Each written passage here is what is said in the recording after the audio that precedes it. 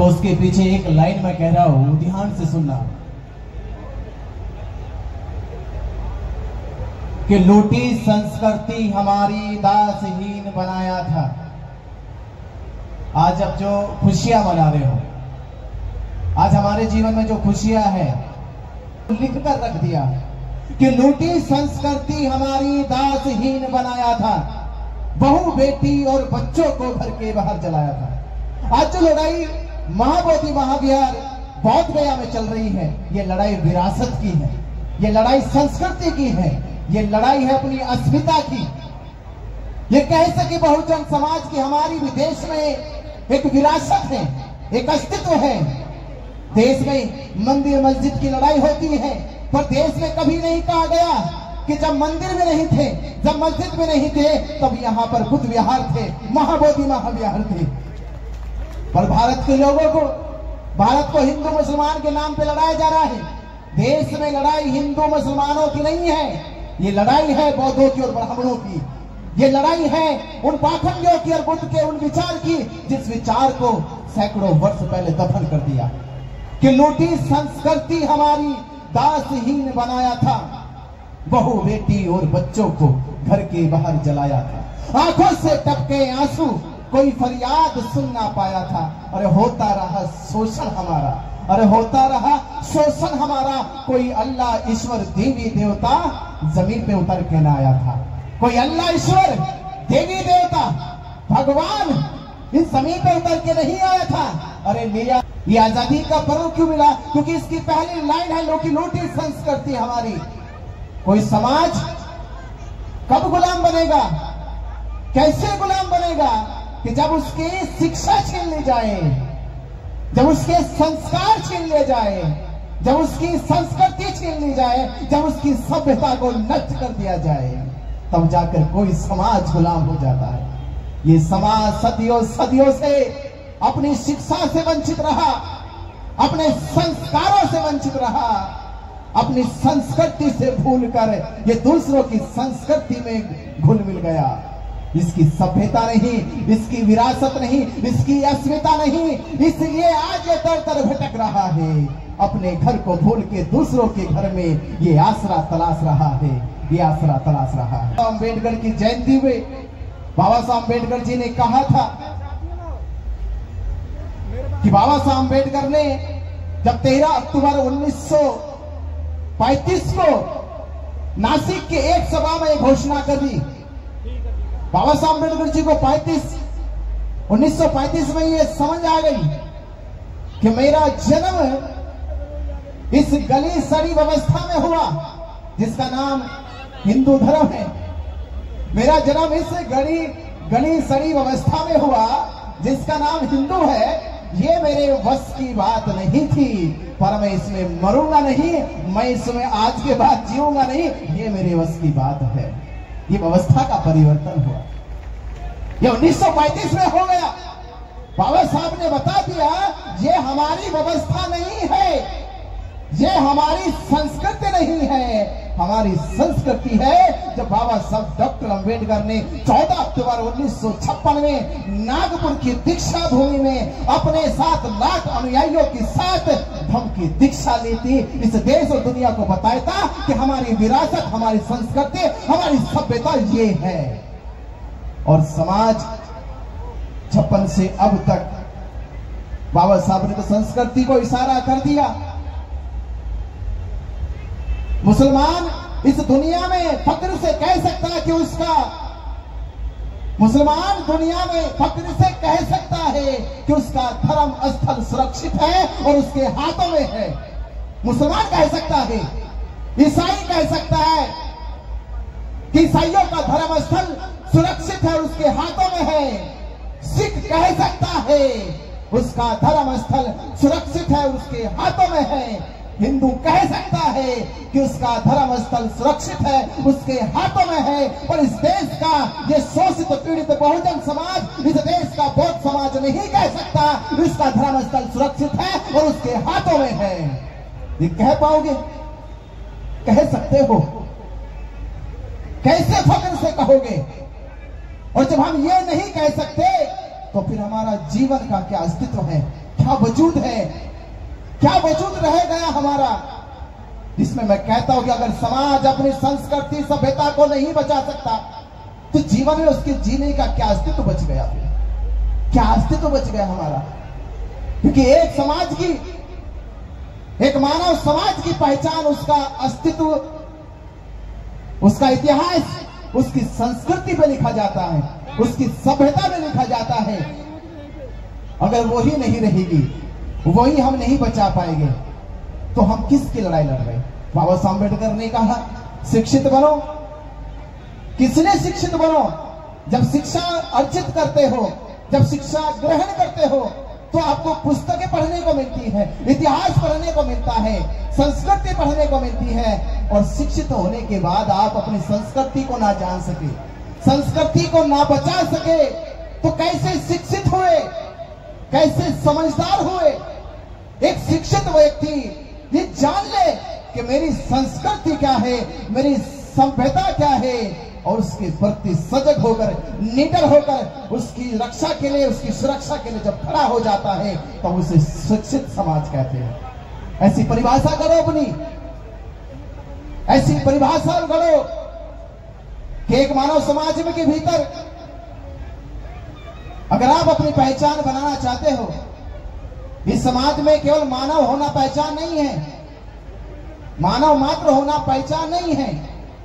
एक व्यक्ति जब अपने हुनर को तलाशता है तो डॉक्टर कहलाता है, इंजीनियर कहलाता है, वकील कहलाता है, मास्टर कहलाता है, ऑफिसर कहलाता है, क्योंकि उसने अपनी काबिलियत को पहचाना है। तो ये एक व्यक्ति की काबिलियत हो सकती है, पर जब वो व्यक्ति समाज की काबिलियत को पहचानता है तो समाज की काबिलियत उसकी संस्कृति है, उसकी पहचान, उसका इतिहास है। अगर वो समाज अपनी संस्कृति की काबिलियत को ना पेश कर सके, अपनी विरासत को ना बचा सके, तो समाज अपनी ये काबिलियत खो चुका है, अपनी अस्तित्व की पहचान खो चुका है। इसीलिए मैं आपसे कह रहा हूं, इस दुनिया का सबसे बड़ा आंदोलन, कितना बड़ा आंदोलन, किसी को तारीख याद है कितना बड़ा आंदोलन है? महाबोधि महाविहार बोध गया का कितना पुराना आंदोलन है ये? 8वीं सदी में 135 साल तो वो है जब अनागरिक धम्पाल ने 1892 में भारत में आके ब्रिटिश गवर्नमेंट से ये कहा कि महाबोधि महाविहार महंत पांडव के कब्जे में है, उसे मुक्त कराया जाए। ये बात तो 135 साल पुरानी है। ये 8वीं सदी में जब आदि शंकराचार्य ने जब पूरे ब्राह्मणों से कहा कि बुद्ध को देख लेना पाप है, बुद्ध के उपदेशों को सुन लेना महापाप है, बुद्ध की प्रतिमा के सामने नतमस्तक हो जाना ये आपका सबसे बड़ा अपराध है। उस अपराध की परिभाषा को कहते हैं आदि शंकराचार्य कि अगर हत्या कर लो तो माफ है, चोरी कर लो तो माफ है, डकैती डाल लो तो माफ है, और माफ करने का, हत्यारों की माफ करने का, चोरी करने के अपराध का माफ करने का, डकैती डालने का माफ करने का। अभी बहुत बड़ा सेमिनार हुआ, डुबकी लगाओ माफी पाओ। तो आदि शंकराचार्य ने कहा मैं तुम्हें माफ करने के लिए मेला लगा रहा हूं कुंभ का, ये माफ किए जा सकते हैं। अगर हत्या करो तो माफ की जा सकती है, चोरी करो तो माफ की जा सकती है, डकैती डालो तो माफ की जा सकती है। पर बुद्ध की बात सुन ली, बुद्ध के सामने झुक गए, बुद्ध की शकल को देख लिया तो माफ नहीं की जा सकती। नरक में एक बार नहीं 7 बार जाना पड़ेगा। इतना डरता आदि शंकराचार्य ने। तो उसने कहा ब्राह्मणों, अगर जिंदा रहना चाहते हो इस धरती पे तो भारत की जो अखंड भारत भूमि है उस पे सम्राट अशोक ने, राजा कनिष्क ने, राजा हर्षवर्धन ने इस अखंड भारत को बौद्ध में बना दिया है। अपना चक्र चलाओ और भारत की अखंड भूमि से ये बौद्ध धर्म का प्रचार प्रसार बंद कराओ। सारे ब्राह्मण 8वीं सदी में इकट्ठा हो गए। उन्होंने आदि शंकराचार्य की बात मान ली और एक मुहिम पाखंड अंधविश्वास के लोगों को भ्रमित करने की चलाई, और अपनी मुहिम में 200 सालों में वो सफल हो गई। 200 सालों में वो सफल हो गए। 1000 ईस्वी में उन लोगों ने भारत में बौद्ध धर्म का धीरे धीरे पतन करना शुरू कर दिया था। ये पतन शुरू हो गया और आज पतन के 1000 साल हो गए। आज पतन के 1000 साल हो गए। 1000 साल से महाबोधि महाविहार बौद्धों की विरासत इंतजार कर रही है कि कब आएंगे उनके वारिस और कब कराएंगे इन महाबोधि महाविहार को मुक्त। ये वारिसों का इंतजार कर रही है और हम बैठे अभी तक। संविधान लागू हो गए, संविधान देश में लागू किया गया और जब संविधान लागू किया गया तो संविधान के अनुच्छेद 13 में लिखा गया कि संविधान से पहले जो कानून है अगर संविधान के अनुसार वो सही पाए जाते हैं, संविधान के अनुच्छेदों का उल्लंघन नहीं करते तो लागू किए जाएंगे। अगर संविधान के अनुच्छेदों का भी उल्लंघन करते हैं तो संविधान के पूर्व सभी कानून रद्द कर दिए जाते, समाप्त कर दिए जाते हैं। पर 6 जुलाई 1949 को ये बीटी एक्ट बना। ये बीटी एक्ट क्या है? मैं आपको एक जानकारी दूं कि भारत में मस्जिद है पर कोई एक्ट नहीं है, भारत में मंदिर है कोई एक्ट नहीं है, भारत में गुरुद्वारे हैं कोई एक्ट नहीं है, भारत में चर्च है कोई एक्ट नहीं है, पर भारत में बुद्ध विहार है उसी पे एक्ट है। इसका मतलब ब्राह्मणों को ना तो मस्जिद से इतना भय था, ना मंदिर से इतना भय था, ना गुरुद्वारों से इतना भय था जितना बुद्ध विहार के बुद्ध मंदिर से, बुद्ध की ज्ञानस्थली से भय था।